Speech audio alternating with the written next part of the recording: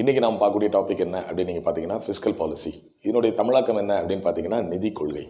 சரி, இந்த நிதி கொள்கையை நம்ம இந்தியாவில் யார் பண்ணுறாங்க, இதனுடைய நோக்கம் என்ன அப்படிங்கிறத இன்றைக்கி பற்றி நம்ம தெளிவாக பார்க்கலாம்.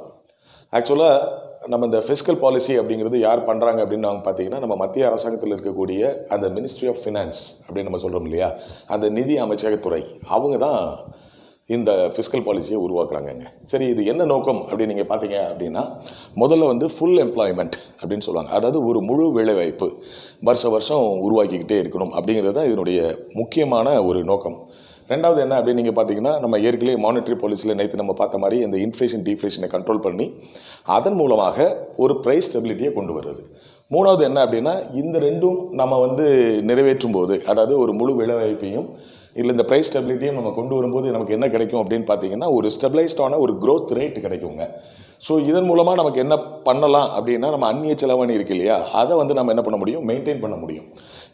ஆல் ஜாயின் டுகெதர் இது எல்லாம் சேர்ந்து நமக்கு என்ன கொடுக்கும் அப்படின்னு பார்த்தீங்கன்னா, ஒரு பொருளாதார வளர்ச்சி கொடுக்கும். இதைத்தான் அவங்க நோக்கமாக கொண்டு இந்த நிதி கொள்கையை வந்து நம்ம என்ன செய்கிறாங்க, ஃப்ரேம் பண்ணுறாங்கங்க. சரி, இது எத்தனை வகைப்படும் அப்படின்னு நீங்கள் பார்த்தீங்கன்னா, பொதுவாக இது வந்து 3 வகைப்படும். முதலாவது உள்ளது என்ன அப்படின்னு பார்த்தீங்கன்னா, எக்ஸ்பான்ஷனரி பாலிசி அப்படின்னு சொல்லுவாங்க. இந்த எக்ஸ்பான்ஷனரி பாலிசியில் என்னவா இருக்கும் அப்படின்னு நீங்கள் பார்த்தீங்கன்னா, கவர்மெண்ட் அந்த அரசாங்கம் செலவு பண்ணது இல்லையா, அது வந்து மிகவும் அதிகமாக இருக்கும் அதனுடைய ரெவன்யூவை காட்டிலும். அதே மாதிரி கான்ட்ராக்ஷனரி பாலிசி அப்படின்னு ரெண்டாவது வகையில் என்ன இருக்கும் அப்படின்னு நீங்கள் பார்த்தீங்கன்னா, கவர்மெண்ட் எக்ஸ்பெண்டிச்சர் குறைவாக இருக்கும், ரெவன்யூ அதிகமாக இருக்கும். இந்த நியூட்ரல் பாலிசி அப்படின்னு பார்த்தீங்கன்னா, இந்த இன்கம் அண்ட் எக்ஸ்பெண்டிச்சர் ரெண்டையுமே ஈக்குவலாக மெயின்டைன் பண்ணிக்குவாங்கங்க. ஸோ இப்போது நாம் இதை ஒரு மேலோட்டமாக நம்ம சொல்லிட்டோம். அதாவது ஒரு நிதி கொள்கையினுடைய நோக்கம் என்னவாக இருக்கும், இதனுடைய வகைகள் என்ன அப்படின்னு நம்ம பார்த்தோம். ஆனால் அந்த நிதி கொள்கையினுடைய டூல்ஸ் இதுதான் ரொம்ப முக்கியமான பகுதிங்க. சரி, இதில் என்னென்ன மாதிரி டூல்ஸ்லாம் யூஸ் பண்ணுறாங்க அப்படின்னா, பொதுவாக ஒரு 4 வகையான டூல்ஸ் யூஸ் பண்ணுறாங்க. அதில் முதல்ல யூஸ் பண்ணுறது பட்ஜெட் அப்படின்னு சொல்லுவாங்க, ரெண்டாவது டேக்ஸ் அப்படின்னு சொல்லுவாங்க, மூணாவது பப்ளிக் எக்ஸ்பெண்டிச்சர்னு சொல்லுவாங்க, நாலாவது பப்ளிக் பாரோயிங்ஸ் அப்படின்னு சொல்லுவாங்க.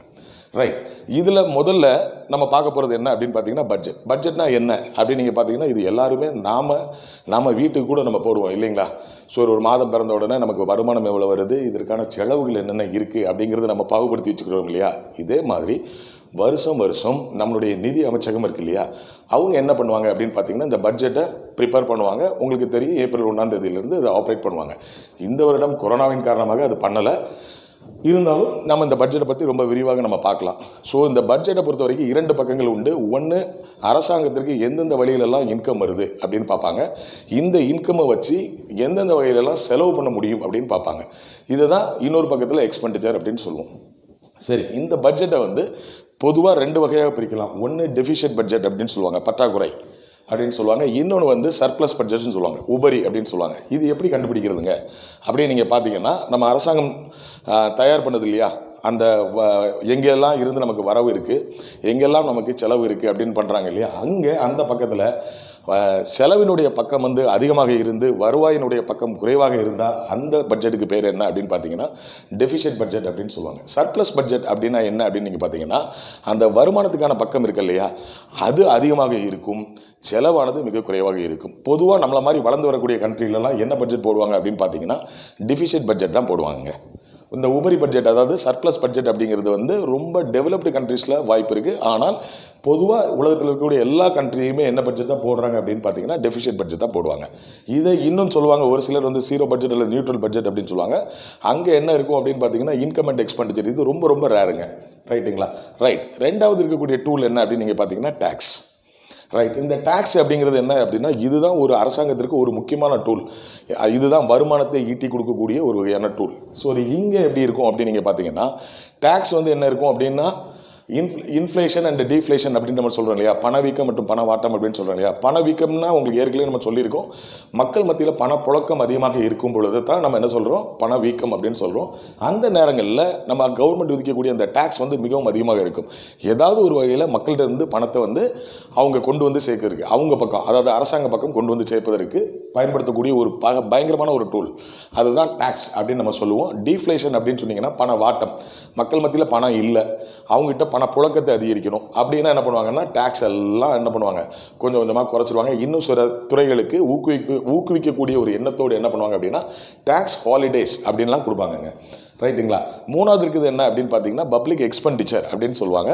இது இன்ஃப்ளேஷன் காலத்தில் பப்ளிக் எக்ஸ்பெண்டிச்சர் அப்படிங்கிறது வந்து என்ன அப்படின்னா பொதுவாக அரசாங்கம் செலவு செய்கிறாங்க இல்லையா ஒவ்வொரு துறைகளுக்கு. அதாவது வந்து நம்ம டிஃபென்ஸ்க்காக இருக்கலாம், இல்லை நமக்கு வந்து சேஃப்டி கருதி வந்து நிறைய ஆயுதங்கள் வாங்கலாம், இல்லை அப்படின்னா டேம் கன்ஸ்ட்ரக்ட் பண்ணலாம், ரோடு கன்ஸ்ட்ரக்ட் பண்ணலாம், இல்லை புது புது இண்டஸ்ட்ரியை கொண்டு வரலாம். இதெல்லாம் என்ன அப்படின்னு பார்த்தீங்கன்னா பப்ளிக் எக்ஸ்பெண்டிச்சர் அப்படின்னு சொல்லுவோம். ஸோ இந்த இன்ஃப்ளேஷன் காலத்தில் வந்து எப்படி இருக்கும் அப்படின்னு பார்த்தீங்கன்னா பப்ளிக் எக்ஸ்பெண்டிச்சர் மிக மிக குறைவாக இருக்கும். டீஃப்ளேஷன் காலத்தில் என்ன இருக்கும் அப்படின்னா மிக அதிகமாக இருக்கும். இந்த வகையிலையும் நம்ம என்ன பண்ணலாம் அப்படின்னு நீங்கள் பார்த்தீங்கன்னா பணவீக்கம் மற்றும் பண வாட்டத்தை கண்ட்ரோல் பண்ணலாம். ரைட். பப்ளிக் பாரோயிங்ஸ் அப்படின்னா என்ன அப்படின்னா இது வந்து பொது கடன் அப்படின்னு சொல்லுவாங்க. அரசாங்கம் வாங்கக்கூடிய கடனை தான் நம்ம என்ன சொல்கிறோம் பப்ளிக் பாரோயிங்ஸ் அப்படின்னு சொல்லுவோம். இது இன்ஃப்ளேஷன் அப்போ என்ன இருக்கும் அப்படின்னா பொது கடன் வந்து அரசாங்கம் வாங்காது. வெளிநாட்டில் இருந்தோ இல்லை IMFல இருந்தோ வேர்ல்டு பேங்க்ல இருந்தோ இந்த கடனை வந்து வாங்க மாட்டாங்க. அப்போது அந்த இன்ஃப்ளேஷன் அப்போ இந்த பப்ளிக் பாரோயிங்ஸை வந்து குறைச்சிக்குவாங்க, அந்த டீஃப்ளேஷன் அப்போ பப்ளிக் பாரோயிங்ஸை கூட்டிக்குவாங்க. ஸோ இந்த மாதிரி தான் இந்த 4 வகையான டூலை பயன்படுத்தி இந்த ஃபிஸ்கல் பாலிசி அமைக்கப்படுதுங்க. ஸோ இந்த ஃபிஸ்கல் பாலிசி எப்படி இந்த நாளோட கனெக்ட் ஆகுது அப்படின்னு பார்த்தீங்கன்னா உங்களுக்கு இது தெரிஞ்சிருக்கும். இந்த ஃபுல் எம்ப்ளாய்மெண்ட், அந்த ப்ரைஸ் ஸ்டெபிலிட்டி, அது மாதிரி க்ரோத் ரேட், அந்த எக்கனாமிக் டெவலப்மெண்ட், அந்த பேலன்ஸ் ஆஃப் பேமெண்ட், இது எல்லாமே ஒன்றோடு ஒன்று கனெக்ட் ஆனதுங்க. எப்படி நீங்கள் இங்கே பார்க்கும்போது உங்களுக்கு இதிலே தெரிஞ்சிருக்கும் இந்த பட்ஜெட்டை எப்படி யூஸ் பண்ணுறாங்க. அதாவது இன்ஃப்ளேஷன் அப்பமாக இருந்தாலும் சரி, டீஃப்ளேஷன் அப்பமாக இருந்தாலும் சரி, இந்த பட்ஜெட் அதுக்கேற்ற மாதிரி மாறுபடும். ஸோ இன்ஃப்ளேஷன் அப்போ எந்த விதமான பட்ஜெட்டை போடுவாங்க அப்படின்னு நீங்கள் பார்த்தீங்கன்னா டெஃபிஷியன்ட் பட்ஜெட்டாக போடுவாங்க. ரைட்டுங்களா. டீஃப்ளேஷன் அப்படிங்கிறப்போ என்ன போடுவாங்க அப்படின்னு பார்த்தீங்கன்னா சர்ப்ளஸ் பட்ஜெட்டை போடுவாங்க.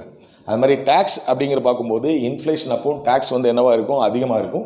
டீஃப்ளேஷன் அப்போ டேக்ஸ் வந்து ரொம்ப கம்மியாக இருக்கும். பப்ளிக் எக்ஸ்பெண்டிச்சர் அப்படிங்கிறது இன்ஃப்ளேஷன் அப்போ எப்படி இருக்கும் அப்படின்னு பார்த்தீங்கன்னா ரொம்ப ரொம்ப குறைவாக இருக்கும். டீஃப்ளேஷன் அப்போ பப்ளிக் எக்ஸ்பெண்டிச்சர் அதிகமாக இருக்கும். அதே மாதிரி பப்ளிக் பாரோயிங்ஸ் அப்படின்னு நம்ம சொல்கிறோம் இல்லையா, அது வந்து இன்ஃப்ளேஷன் அப்போ எப்படி இருக்கும் அப்படின்னு பார்த்தீங்கன்னா மிக குறைவாக இருக்கும் பொது கடன். டீஃப்ளேஷன் அப்போ அதிகமாக இருக்கும்.